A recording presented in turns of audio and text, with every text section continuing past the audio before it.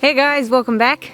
Don't freak out, I'm fine. Let's build a smudge. There's a little wood cutting going on in a nearby property, so you're gonna hear that kind of noise and stuff. Can't be helped, but all right, let's have a smudge.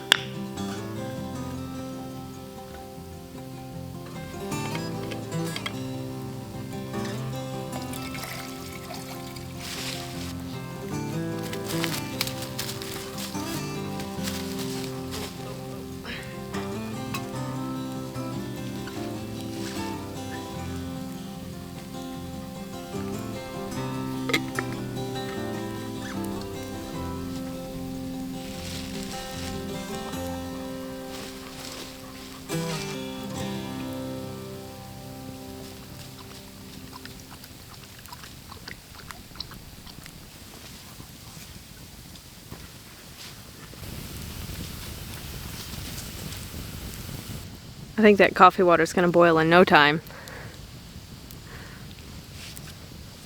Isn't this nice? I haven't done this in forever.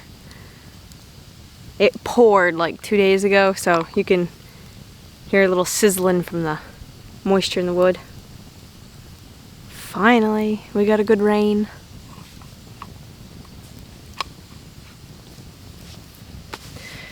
So some of you guys sent some stuff recently.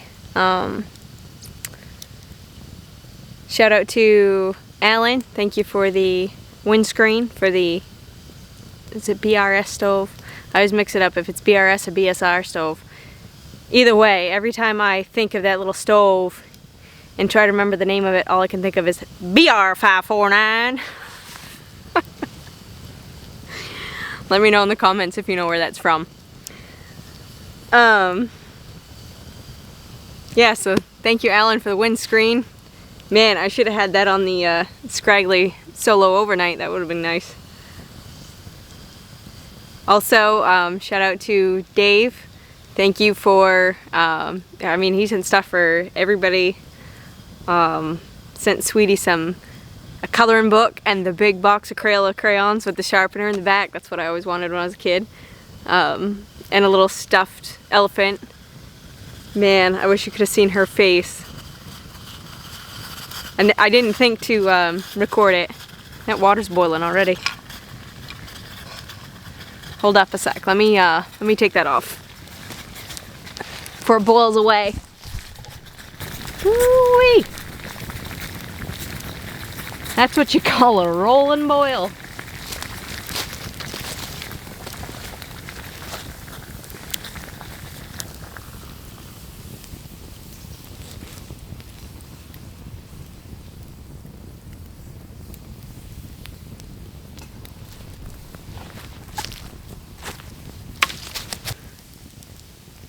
Okay, so as I was saying, thank you to Dave for sending stuff for everybody.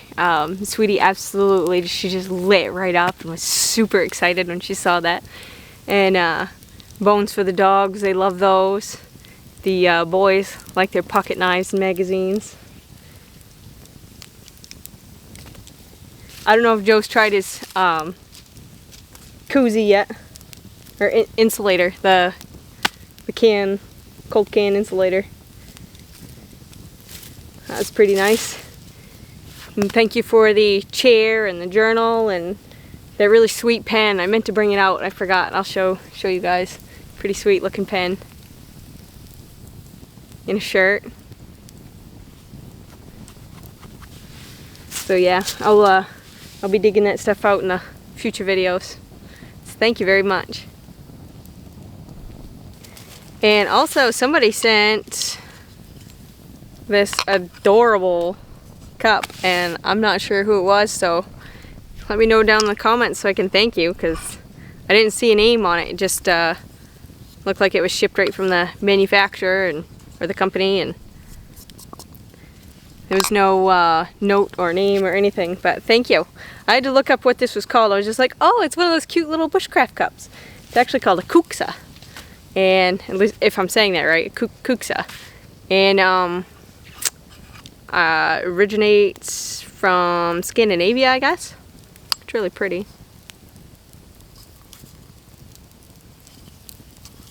Got a leather tie on it. Little clip. Came with a spoon. Thank you for that. Yeah, let me know. Alright, we are going to have a little coffee. I think I only need one of these in this cup though. This is just the Taster's Choice instant coffee. Not too fussy. It's actually decent instant coffee. I've had some nasty ones. This one in the Waka brand's pretty good. I don't really care for the Folgers tea bags, but hey, if it's that's what I got for a hot drink when I'm ice fishing or something, it's fine. Alright, so when I looked up about this cup, it said that you should not put boiling water in it. You should, like, when you're boiling your water, let it set a minute and then pour your hot water in, so it just doesn't wear and tear on your cup, because I guess it'll fatigue the wood. No dishwashers or anything like that, which I don't have one anyway.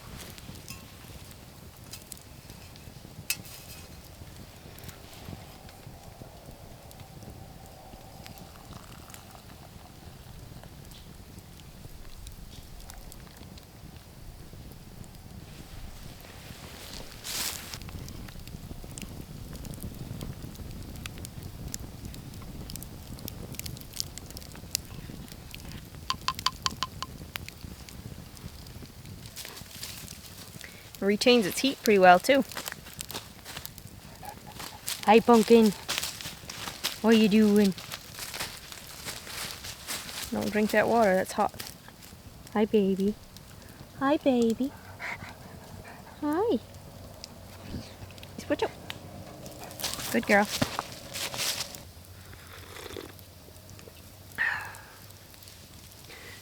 So back in 2021,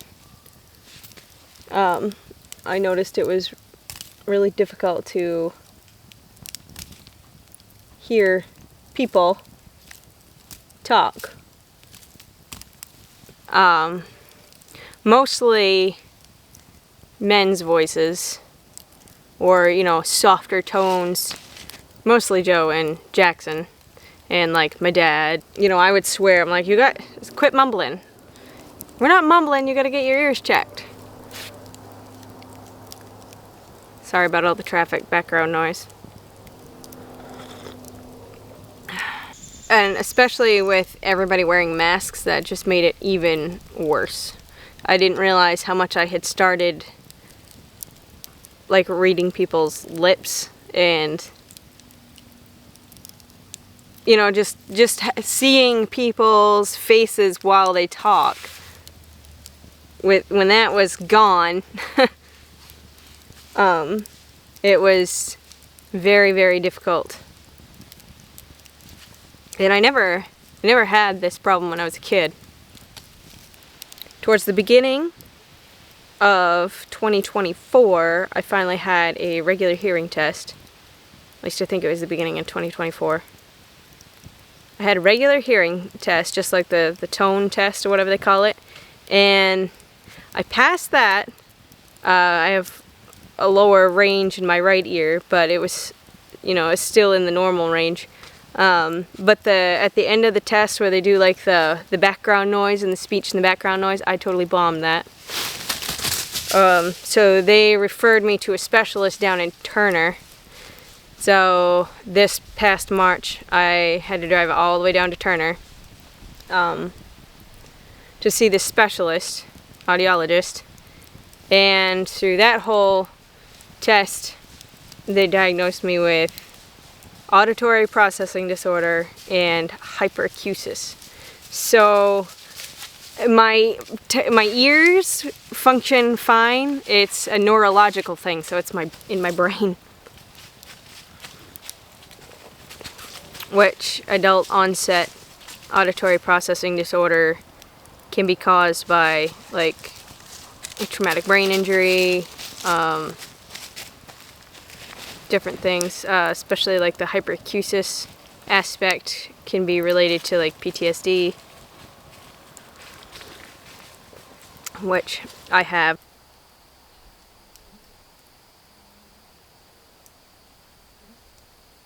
So if you don't know what auditory processing disorder is, which is APD for short, it's where your ears work just fine, but your ears capture the noise and conversation around you and send it to your brain, and your brain sorts out what's being said or the sounds, but there is some sort of issue between my ears receiving the audio and my brain processing the sounds. The symptoms are similar, very similar to hearing loss, which is why everybody was like, you gotta go get your ears checked. So it's very difficult for me to hear in crowded or noisy places, so restaurants, even just trying to have a conversation with the person at the same table is extremely difficult. And of course, if the background noise is really loud, then it's almost impossible, and it's very frustrating. I also have a hard time like figuring out where the sound, like the direction the sound is coming from. So I've noticed too, like when I'm on a walking the dog, for example, and there's a hill behind me and a hill in front of me, and I hear a vehicle approaching, I don't know if it's coming from in front of me or behind me. I have to just like keep looking both ways until I see the car. Even just washing dishes, and if the kids are trying to talk to me while I'm running around the kitchen and washing dishes and stuff, it's very difficult for me to hear what they're saying. I pretty much have to like just stop everything I'm doing, stand in the middle of the kitchen, look at them, and do nothing but listen. Which is extremely frustrating, especially if we're like trying to get out the door to go somewhere. And I hate that. I hate that. So, if we're on our way to go somewhere, I'm like, okay, well, you tell me your story in the truck, because we gotta get going, and I gotta finish this, because I literally can't do the two things at once. I can't be banging dishes around and sticking my head in the fridge and doing all this stuff and listen at the same time. If I'm not facing that person face to face and they say something, I'm, might not hear it. It's quite frustrating, to be honest. And I have low gain hearing aids that have like the noise reduction chip in them. And that does help, like in the situations where I'm in the restaurant and there, or whatever, just a crowded room or anything, or even in the vehicle. And you can put the settings on, vehicle or background noise, that kind of thing in it. kind of tones down the background noise while accentuating the conversation. It's pretty cool how they do that. So that does help. However, it's a two-edged sword because I have the hyperacusis part too, which is things sound louder to me than they do to other people. Like, they sound louder than they actually are. So, like one example, putting dishes away and, putting a glass plate in the cupboard, or, mugs or whatever, and they're hitting the other dishes in there. That clanging noise is enough to hurt my ears. Like, I've never been stabbed in the eardrum with a ice pick before, but there's just noises like that, those high-pitched noises really hurt my ears. This spring I took the kids down to the kids pond to go fishing. Towards evening, it was that time I mentioned about, like, we were sitting on the tailgate and it was getting to be evening, and well, all the peepers and the frogs, I mean, just tons of them. Of course, at dusk, they all started to just sing and chirp, which is pretty. But there were so many of them, and to me, it's just so incredibly loud. It hurt my ears, and luckily I had a pair of earplugs in my pocket, because it was, like, to the point I wanted to leave. If I didn't have those, I would really be wanting to leave, which would stink, because the kids want to, make a few last casts or whatever. So it just sucks. Yeah.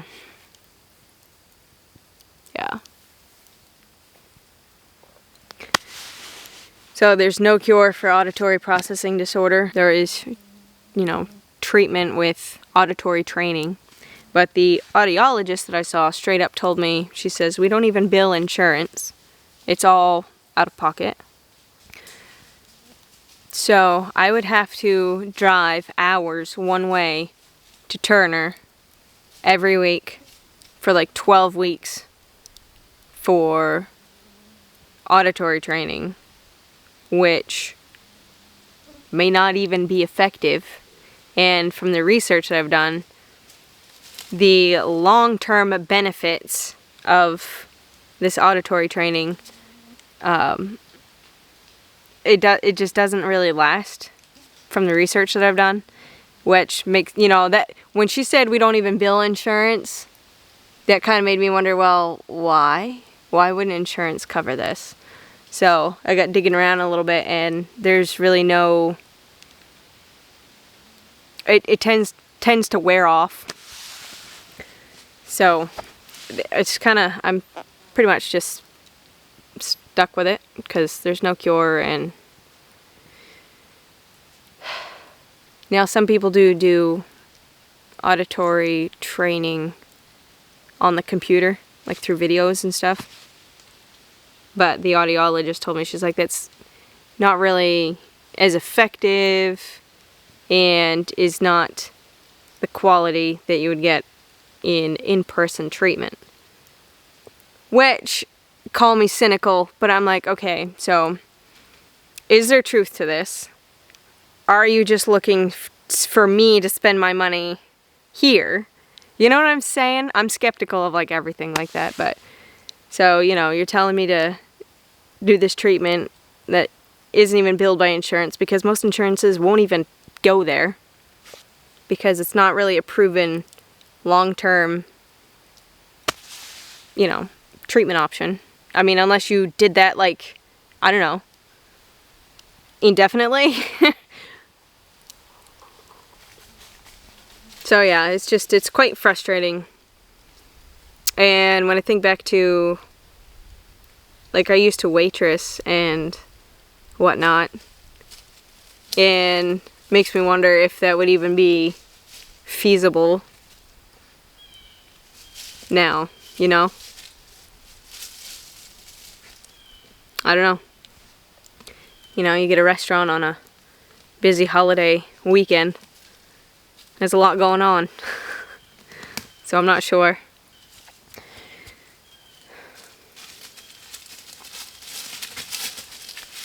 Oh yeah, so I kind of got sidetracked with the hyperacusis thing. So I do have hearing aids that help with the background noise. However, with the hyperacusis, you know, the high-pitched noise sensitivity, it makes it worse.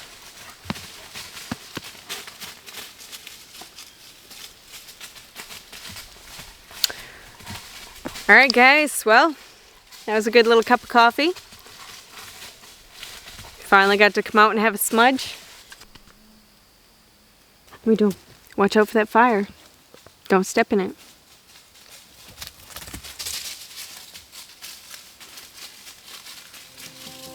Alright guys, I'm gonna put the smudge out and go get some work done. So thanks for hanging out. Take care, and I'll catch you on the next one. It just exasperates that. Exacerbates. It exacerbates. It just makes that worse.